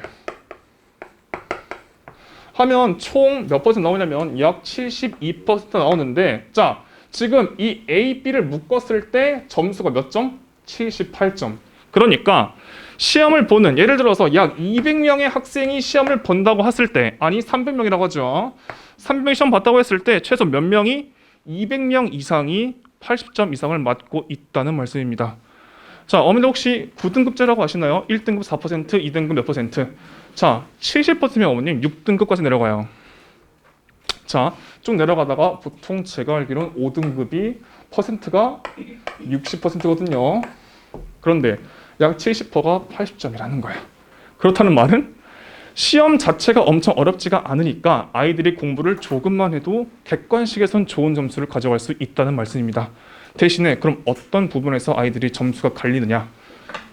이거는 명일요구에서만 본 것 같아요. 자, 이겁니다. 이거 제가 출제된 거 보고 직접 타이핑을 해왔는데 학교에서 내는 자체 교재에서 나온 문제입니다. 자, 어떤 거에 좀 초점을 맞추시면 되냐면 이쪽입니다. 본문에 있는 내용은 사용할 수 없음. 자, 여기 있는 내용은 자, 내가 학기가 너무 바빠서 뭔가라도 배웠으면 좋았을 걸 하는 내용인데 여기 보면 제가 지금 중량이라 걸어놓은 거에 예시가 여러 가지 있어요. 배드민턴을 했을 거고 운동을 했을 거고 했는데 조건을 보아하니 내가 여기까지는 내가 인정을 하겠어. 학교에서 시험 볼 테니까요. 이렇게 준비해라고 분명 배웠을 거예요. 대신에 본문에 있는 내용은 사용할 수 없다는 거. 예시가 뭐 배드민턴 배우고 있을 거고 뭐 운동했을 거고 하는데 그 내용을 여기는 절대 쓸 수가 없습니다. 질문이 너 뭐 할 거야? 과거로 돌아간다면 뭐 할 건데? 라는 내용인데 여기에 운동할 거고 했는데 배드민턴 이런 얘기 절대 쓸 수 없다는 얘기예요. 이 말은 즉슨 아이들이 기본적으로 영작 실력이 있어야 한다는 말이에요. 중학교까지는 그냥 보고 약간 틀린 그림 찾기 하듯이 잡고 어영 조금 변경해서 쓰면 그만이었는데 고등학교 시험은 차원이 다릅니다. 자, 이런 문제가 최소 2문제 이상이 나와요. 그리고 여기 있는 이 사용할 수 없음, 이거는 명일요구만의 시그니처 문제겠습니다. 다른 학교도 여러 가지 봤었는데 명일요구 이외에는 저 조건을 본 적이 없어요. 자, 이런 문제에서 등급이 갈린다는 거.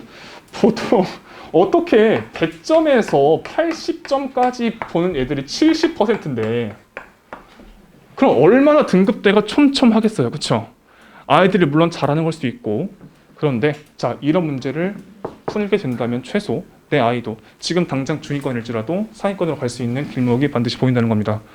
자, 그러면 대체 이렇게 문장을 만들려면 어떤 전략이 필요한 걸까? 저라는 사람이 아이를 내신 대비할 때 어떻게 가르쳐 드리는지 말씀을 드릴게요. 자, 이거 됐고. 자, 저는 고등학교, 중학교 아이들을 가르치면서 단 한 번도 시중에 있는 교재를 사용해 본 적 없습니다. 자, 물론 이제 평소에 뭐 모의고사를 공부한다거나 혹은 뭐 다른 독해 교재, 유명한 교재들 많잖아요, 그렇죠?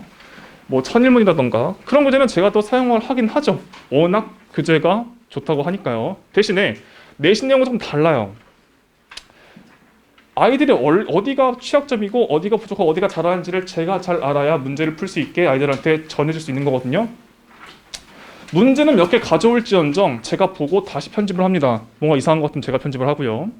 자, 교과서의 비율이 4대 6이라고 말씀을 드렸었는데, 자, 그러려면 반드시 다른 나라 언어니까 무조건 어휘. 선생님 혹시 어법이나 다른 것도 안 하시나요? 아, 그건 당연히 하죠. 그건 이미 깔려 있는 거예요. 그런데 어법이든 독해든 우리가 뭘 알아야 문제를 풀 수 있죠? 무조건 단어예요. 무조건 단어예요, 어머님들. 진짜. 저도 이제 편입학을 하고 제가 중앙대학교 편입했거든요. 중앙대 편입해서 고려대까지 교육대학원까지 가는데 그 길목에 제가 단어를 최소 3만 개는 외웠다고 말씀을 드릴 수 있을 것 같아요. 그런데 우리 지금 아이들 수능 준비하는 거죠? 절대 3만 개 이상 필요 없어요. 그런데 제가 이제 영어로 어떻게든 이제 일을 하려고 하니까 편입을 하려면 이 정도가 단어 필요한데 어쨌든 3만 개까지는 아니더라도 단어를 알고 움직이면 확실히 교과서든 내신이든 문제 푸는 게 수월해요. 이거 진짜 다른 사람도 똑같이 얘기를 할 겁니다. 자, 어쨌든 자, 교과서의 어휘를 우선 들어가고요. 유의어, 반의어 제가 정리해서 따로 알려줍니다. 프린트 들어갈 거고요. 본문 들어가고 워크북이 이제 어법 선택형 객관식에 들어가는 것도 무조건 있겠지만 제가 직접 영작할 수 있게끔도 만들어 줄 거예요. 샘플도 뒤에 있고요. 그리고 기출문제와 교과서의 범위 이것도 제가 무조건 만듭니다. 자, 제가 다 만든다고 말씀 못 드리겠어요. 워낙 문제가 많다 보니까요. 그런데 최소 200문제 중에서 최소 140문제 정도는 제가 만든다고 말씀을 드릴 수 있을 것 같아요. 가져오더라도 편집을 하고 없으면 만들어야죠. 없으면 만들어야지. 자, 가격은 이제 제가 제본비만 받으려고 해서 일단 10,000원 이내라고 말씀을 드렸는데 보통 페이지가 100에서 130페이지 정도 나와요. 다 포함하면요. 그래서 아마 가격은 유동성이 좀 있을 것 같습니다. 딱 제본비만 받을 거예요. 딱 제본비만. 자, 그럼 교재가 어떻게 들어가 있느냐? 아, 좀 아쉬운데 이 표지가 이제 칼라일 때가 진짜 예뻐서 제가 선별을 해서 고른 표지라 제 스타일인데 흑백이라 좀 아쉽네요. 자, 이거 전에 자, 여기 없나 보네. 여기 따로 없는 것 같으니 이제 말씀을 드리면 이제 이렇게 지문이 이렇게 있으면 여기 뭐 여러 가지 이야기가 쭉 나올 거고 자, 문제가 뭐냐? 자, 여기서 틀린 거 한 3가지만 골라서 네가 알아서 편집을 하고 네가 골라봐. 예를 들어서 어떤 A가 틀렸다고 친다면 이 A가 원래 무슨 단어인지 너네가 알아? 너네가 직접 풀 수 있어야 돼 하면서 여기 있는 거 체크해서 잘못된 거 적은 다음에 원래대로 고치는 것까지. 자, 이런 것도 이 워크북에 들어가고 기본적인 찍는 것부터 빈칸 하나하나 채우기 마지막에는 주요 문장 알아서 영작하기까지. 자, 이걸로 그냥 숙제 내주고 끝이냐? 아닙니다. 제가 직접 봐줘요.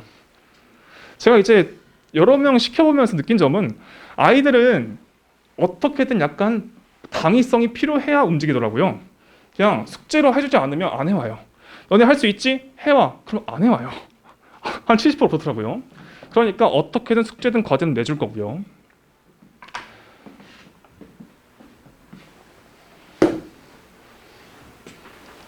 약간 방임하듯이 약간 목장에서 양 키듯이 하다간 점수가 잘 안 나오더라고요. 자, 수업 방식은 기본적으로 저한테 할 수 있는 시간이 180분 3시간입니다.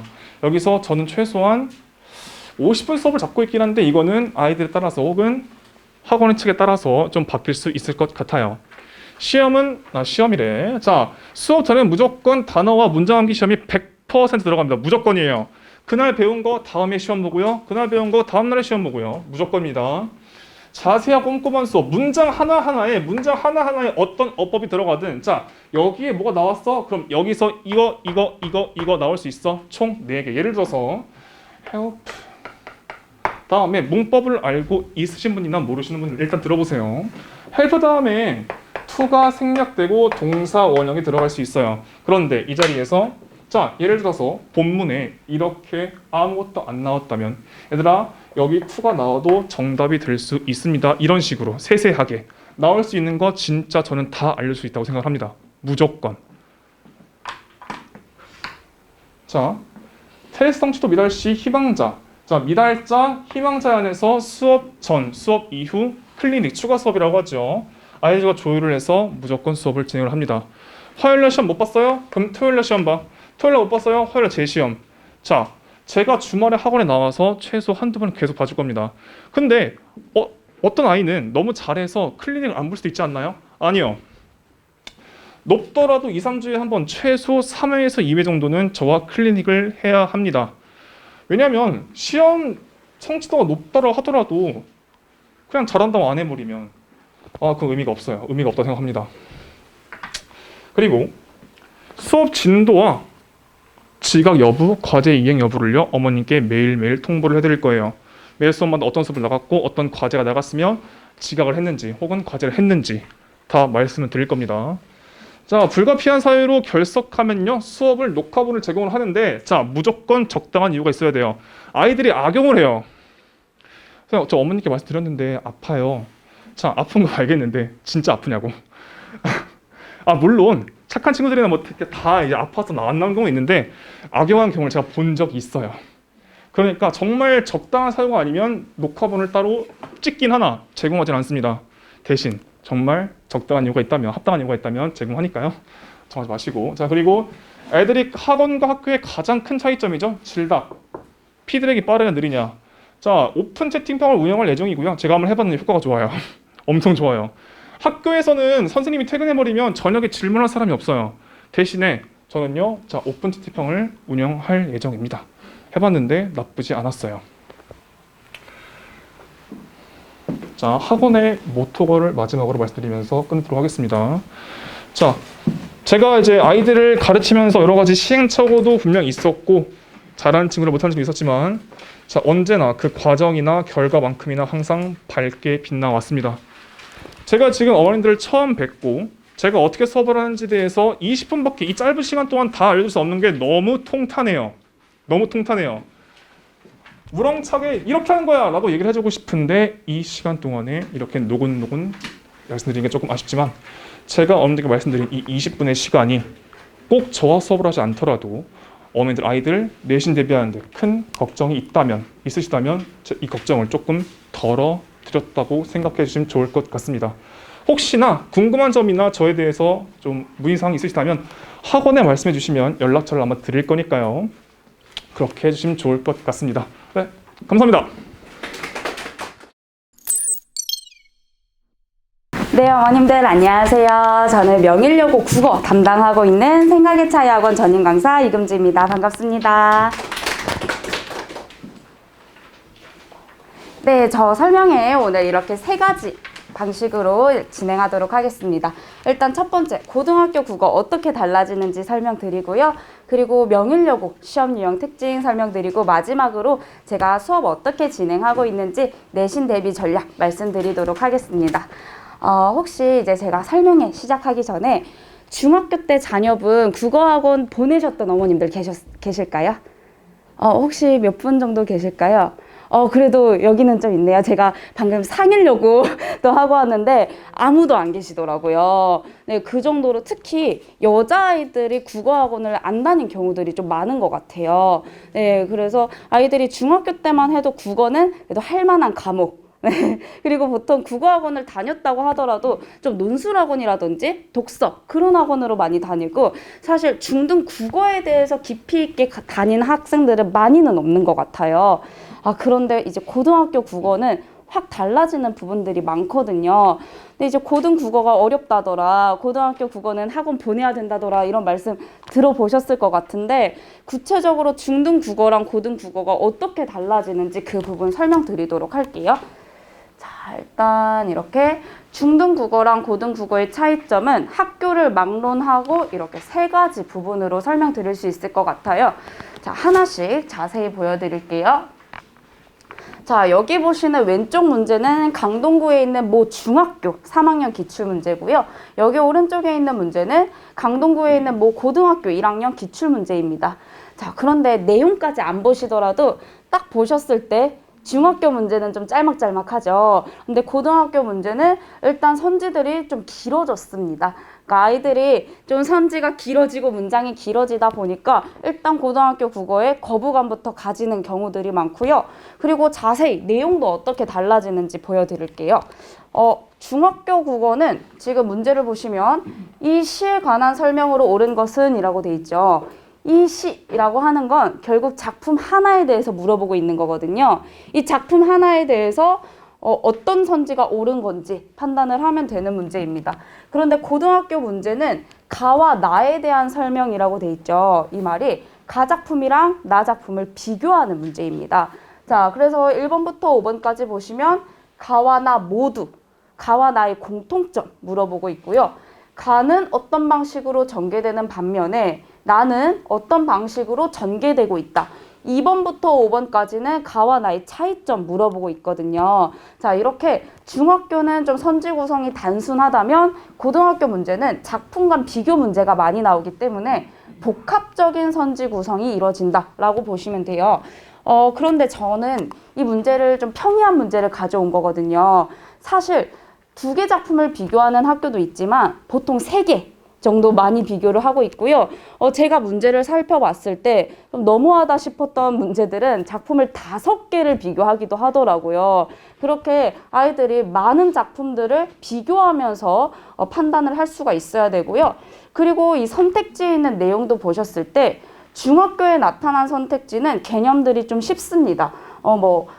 연과 행의 구별이 없다라든지 두 대상을 비교하고 있다. 또는 시간적 공간을 알 수 있다. 공간적 배경을 알 수 있다. 라든지 좀 단순한 개념들이 많이 나오거든요. 그런데 고등학교에서는 어휘 자체가 해학적으로 극복하고 있다. 라든지 현학적인 한자어를 쓰고 있다. 라든지 좀 단어의 수준이, 어휘 수준이 어려워졌음을 알 수가 있죠. 아이들이 생각보다 국어 어휘를 잘 모르더라고요. 그런데 이제 중학교 어휘보다 고등학교 때 어휘들이 어려워진다는 점, 이게 바로 특징 하나라고 봐주시면 됩니다. 자, 그리고 이제 2번째 특징 보여드릴게요. 고등학교 2번째 특징은 외부 작품을 많이 활용한다는 점입니다. 이 외부 작품이라는 건 교과서에 수록되지 않은 교과서 밖의 작품이거든요. 그런데 이런 경우는 학교 선생님들이 언급을 해주시는 경우도 있고요. 학교 선생님이 아예 언급을 하지 않은 아이들이 태어나서 처음 보는 작품이 될 수도 있습니다. 그래서 이 2 문제 같은 경우에는 1번부터 5번 선지가 다 외부 작품으로 구성이 되어 있거든요. 그럼 아이들은 자기가 배운 작품과 배우지 않은 선택지를 쭉 보면서 유사한 것들을 찾거나 또는 유사하지 않은 것들을 찾아줘야 됩니다. 그러다 보니까 아이들이 좀 이런 문제에서 부담감을 많이 느끼고요. 많이 겁먹는 아이들도 많습니다. 자, 그리고 3번째 특징 보여드릴게요. 자, 이 외적 준거 활용이라는 문제인데요. 어머님들이 이 외적 준거라는 말을 좀 낯설게 느껴지실 수도 있을 것 같아요. 이 외적 준거라는 게 하나의 기준이라고 생각해 주시면 되거든요. 이게 한 작품에 대해서도 어떤 곳에 포커스를 잡느냐에 따라서 해석이 달라질 수 있거든요. 예를 들면 한 작품에 대해서 시대 배경에 포커스를 맞추는 거랑 작가한테 포커스를 맞추는 게 해석 방식이 달라질 수 있어요. 또는 작가나 시대 배경을 다 배제하고 이 작품 자체만 해석하는 방법들도 있거든요. 그러다 보니까 이 복이라는 거는 학교 선생님들께서 어떤 기준으로 작품을 해석해라, 그 기준점을 제시를 해주는 겁니다. 자, 이게 무슨 말이냐면 중학교 때는 아이들이 1번부터 5번까지 문제를 쫙 봤을 때 4개가 적절한 거면 나머지 하나가 답이에요. 적절하지 않은 거. 또는 5개 중에 4개가 틀린 말이면 나머지 하나가 맞는 거, 적절한 겁니다. 그런데 고등학교는 1번부터 5번까지 다 읽어보면 다 맞는 말이에요. 네, 그런데 이 중에서 복이랑 부합하지 않는 하나가 답이 되는 거예요. 그러다 보니까 아이들이 단순하게 1번부터 5번까지 내용 자체가 맞냐 틀리냐를 찾는 게 아니라 이 보기에 부합하냐 부합하지 않느냐를 찾아야 되는 거거든요. 그러다 보니까 아이들이 좀 중학교 때 단순하게 자습서를 많이 외우고 평가 문제집을 많이 풀고 요런 이제 공부 방식이 아니라 이 기준에 맞게 유연하게 생각하는 능력, 그리고 좀 응용을 할 수 있는 능력이 필요합니다. 자, 그 다음으로 그럼 이제 명일여고만의 국어시험 특징을 알려드릴게요. 이 부분은 제가 따로 유인물에 넣어두진 않았어요. 그래서 혹시 어머님들 필요하시면 촬영해도 괜찮거든요. 네, 그래서 좀 시간을 드릴게요.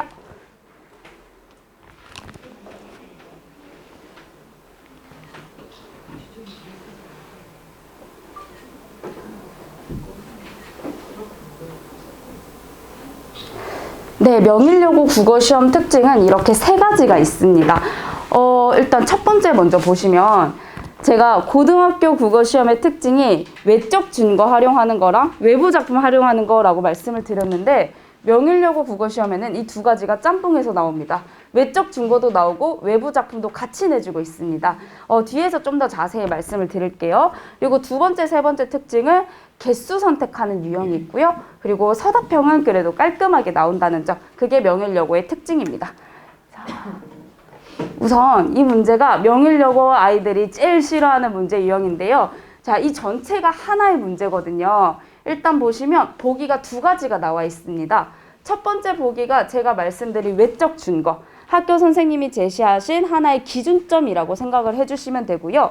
보기 2에는 좀 읽기가 싫게 생겼는데 가나 다라고 돼 있거든요. 이게 다 외부 작품입니다. 자, 그러면 아이들이 이걸 풀 때는 총 3가지를 고려를 해야 되는 거예요. 본인이 배웠던 작품 고려해야 되고요. 그리고 처음 보는 작품 3가지를 고려를 해야 되고요. 그리고 학교 선생님이 제시하신 이 외적 증거를 고려를 해야 됩니다. 총 3가지를 고려한 다음에 1번부터 5번까지, 제가 5번은 중략을 해놨는데 1번부터 5번까지를 쭉 풀어낼 수 있어야 돼요. 그러다 보니까 아이들이 여기서는 고려해야 될 점이 너무 많아서 참 어려워하고 오답률이 높은 문제입니다. 그런데 제가 명일여고 최근 3개년 기출들을 쭉 살펴봤을 때 꼭 한 문제씩은 이런 문제가 계속 나오고 있어요. 그래서 이게 명일여고만의 좀 대표적인 유형이라고 생각해 주시면 됩니다. 자, 그리고 두 번째는요. 개수 선택 유형입니다. 사실 이게 서답형으로 나온 거거든요. 말이 서답형이지 기호를 그냥 쓰면 되는 거예요. 그런데 문제는 기호를 있는 대로 찾아 답하시오입니다. 그러니까 정답의 개수를 알려주지 않고 있는 대로, 이게 싹 다 답일 수도 있고요. 답이 없을 수도 있습니다. 그러니까 아이들이 이 개수가 안 정해져 있다 보니까 단 하나라도 잘못 판단한다면 바로 틀리는 문제가 되거든요. 일반적인 객관식 문제를 풀 때는 정답 개수가 정해져 있으니까 사실 아이들이 선지 판단을 100% 정확하게 하지 못하더라도 확률상으로 맞출 수 있는 경우가 있거든요. 근데 이런 문제는 단 하나만 삐끗하더라도 틀리는 문제고 또 서답형이기 때문에 배점이 일반 객관식보다 더 높게 나옵니다. 그래서 이런 문제에서 등급이 갈릴 수 있는 문제예요.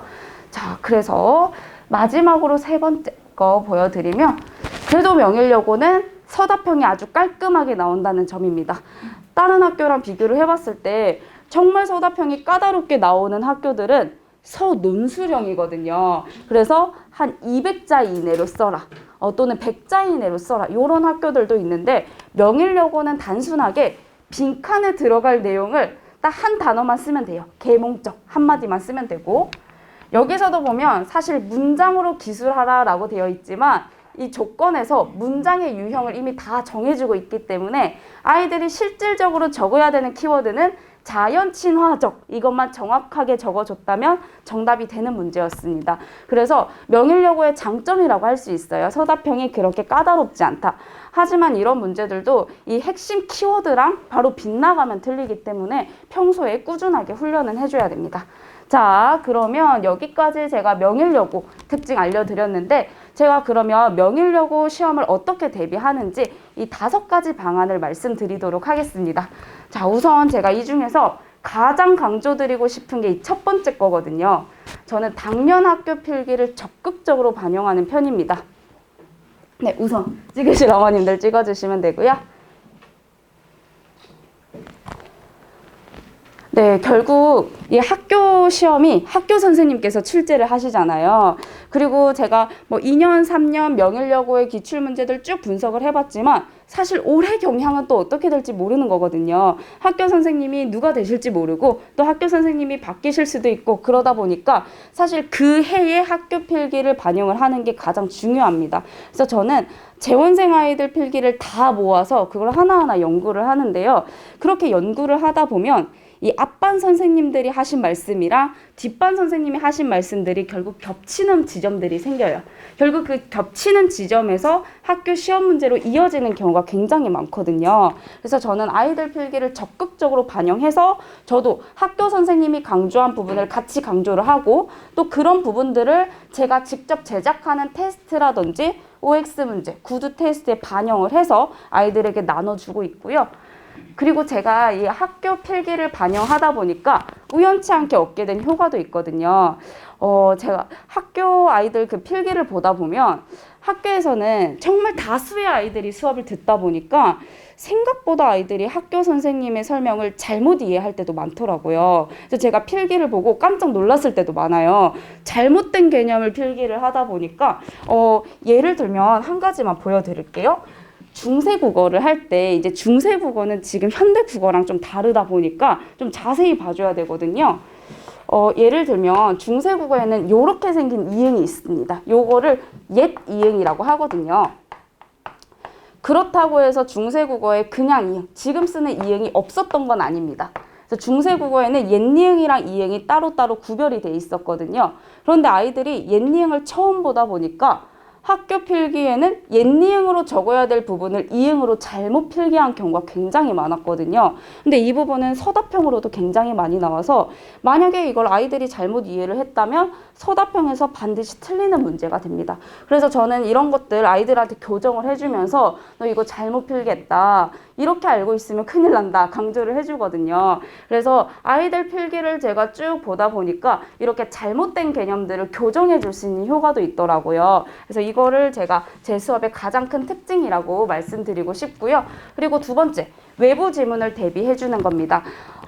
사실 시험 범위에 포함되지 않은 작품들에 너무 많은 힘을 쏟을 수는 없겠지만 그래도 아이들이 외부 지문에 대해서 굉장히 많은 부담을 느끼기 때문에 학교 교과서 작품과 관련성이 굉장히 높은 작품들은 제가 간단하게 정리를 해주는 편입니다. 그리고 평소 테스트를 볼 때도 외부 지문들을 아이들이 잘 해석을 하는지 그런 문제들을 내서 아이들 평소에 좀 외부 지문들의 작품 감상 능력을 좀 높일 수 있도록 외부 지문까지 대비를 해주고 있고요. 이 밑에 있는 세 가지는 제가 수업 외적으로 아이들 관리해주는 부분이거든요. 일단 첫 번째, 주간 테스트는 저희 수업 시작할 때 한 30분 정도 테스트를 보고 시작을 합니다. 특히 저희 내신 기간이 한 7주에서 8주 정도 잡거든요. 기간이 굉장히 길어요. 그러다 보니까 아이들이 한 3주나 4주부터는 앞에 배웠던 내용들을 많이 까먹기 시작을 하거든요. 그래서 이제 제가 4주차 수업 내용이면 1, 2, 3회차 수업 내용들을 누적해서 내고 있어요. 이렇게 아이들이 좀 많이 까먹은 부분들이 있는지 또 시험 대비 제대로 진행되고 있는지 테스트로 점검을 하고요. 혹시 테스트 점수가 많이 낮다거나 또는 제가 생각했을 때 이 부분은 무조건 맞췄어야 되는 부분인데 틀렸다. 이런 문제들은 이제 1대1로 클리닉을 불러서 주중에 보충학습을 시켜주고 있습니다. 그리고 이제 두 번째, 반복 숙달 훈련은요. 제가 어머님들 유인물에 이 반복 숙달 예시라고 넣어놨습니다. 이거 한 번만 확인해 보시면 아마 제일 마지막 페이지에 있을 거예요. 네, 거기 보시면 이제 관동별곡이라는 작품인데 관동별곡 작품이 굉장히 긴 작품이거든요. 그런데 아이들이 이 긴 작품을 공부를 할 때는 본인이 재밌어하는 부분들은 열심히 읽고 반복해서 공부를 하지만 작품이 길 때는 자기가 좀 덜 중요하다고 생각하는 부분들은 잘 안 보게 되더라고요. 그래서 저는 작품이 길다라고 하면 그 작품을 10개의 파트로 쪼개서 이 하나하나씩에 대한 OX 문제를 내는 편입니다. 자, 이렇게 했을 때 효과는 아이들이 어떤 부분도 놓치지 않고 꼼꼼하게 공부를 할 수가 있고요. 아까 명일여고 특징 중 하나가 개수 선택 유형이었잖아요. 그러다 보니까 아이들이 그냥 1번부터 5번까지 고르는 객관식 문제가 아니라 이 선택지 하나하나를 맞는지 틀렸는지 잘 판단할 수 있도록 훈련을 시켜줍니다. 자, 그리고 마지막으로 제가 구두 테스트를 진행을 하는 건데요. 이거는 제가 말로 아이들한테 물어보면 아이들도 말로 대답을 하는 테스트거든요. 사실 이거는 저보다 우리 아이들이 굉장히 좋아하는 방식이에요. 왜냐하면 아이들이 혼자 공부할 때는 되게 조용하게 정적으로 공부를 하잖아요. 근데 그렇게 정적으로 공부를 했을 때 안 좋은 점이 혼자 조용하게 공부를 하다 보니까 혼자 조용하게 해설지를 보고 납득이 되면 자기가 안다고 생각하고 넘어가거든요. 그런데 제가 구두 테스트로 직접 말로 물어보면 아이들이 자기가 확실하게 알고 있는 부분들은 자신 있게 대답을 합니다. 그런데 아이들이 자기가 제대로 공부하지 못하는 부분들은 말문이 막히는 경험을 한번 하게 되거든요. 본인이 스스로 말문이 막히다 보면 아, 내가 진짜 이 부분이 공부가 안 됐구나. 내가 이 부분이 정말 취약한 게 맞구나. 몸으로 깨닫더라고요. 그래서 이게 아이들이 제가 다음 구두 테스트 꼭 통과할게요 하면서 승부욕을 좀 자극해 줄 수가 있더라고요. 그렇게 아이들이 좀 좋아하는 시스템 중에 하나입니다. 그래서 저는 이렇게 5가지로 명일여고 시험 대비 진행하고 있고요. 네, 그래서 오늘 20분 동안 정말 간략하게 핵심적인 내용만 설명드렸는데 네, 시간이 딱 돼서 일단 우선 여기까지 하겠고요. 혹시 어머님들 지금 이 시간이 마지막 시간인가요? 아, 네, 어머니. 혹시 그러면 궁금하신 점 따로 있으신가요?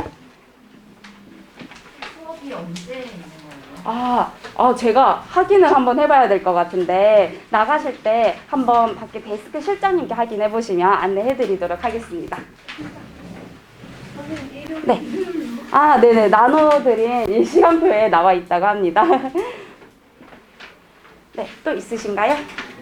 1대1 클리닉도 선생님 해주시나요? 아, 네, 맞습니다. 1대1 클리닉 제가 직접 하고 있고요. 클리닉은 아이들이랑 저랑 개별적으로 시간 잡아서 평일에 진행하고 있어요.